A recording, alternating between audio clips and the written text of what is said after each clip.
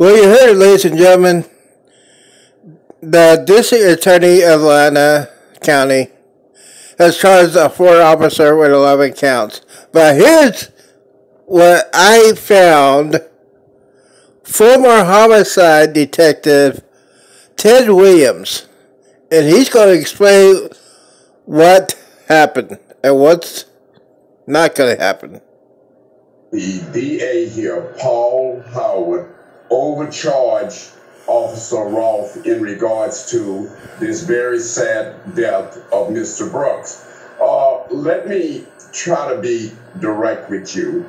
What an officer can do, if a deadly force is being used against an officer has a right to use also deadly force. That's Georgia law. Now, what happened here was everything was beautiful and peaceful and calm up until the time that they got ready to arrest this man. And when they had tried to arrest Mr. Brooks wrestled with him, grabbed one of the tasers, and took off. The officer, Rolfe, is right behind him, and he's running behind him. He has his taser out. He moves his taser from his right hand to his left hand. He then pulls his service revolver, but this is why this case, I believe, will not be, these officers will not be found guilty. It's because at that stage, unfortunately, Mr. Brooks turned and shot the taser at the officer. And let me just say something. I've heard all of this crap about a taser is not a deadly weapon. As a law represented two people against police officers who have used tasers, and those two people that I represented died.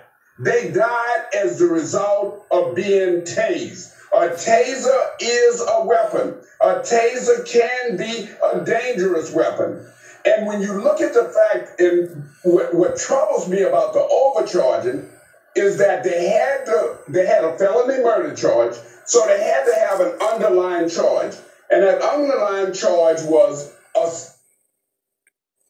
and one of the charges is just not going to stick whatsoever. And that is that when Rolfe pulled the trigger of that gun, that a bullet went in the direction of someone that was a bystander. And they charged that. And that you would have to show that Officer Rolfe intended to shoot the bystander. So what I'm upset about here is I want to see justice. So basically what he's saying, this stupid district attorney is probably running for election this year, charged this former officer 11 times, including felony murder. And what this former homicide detective from DC said, these guys are going to be found not guilty.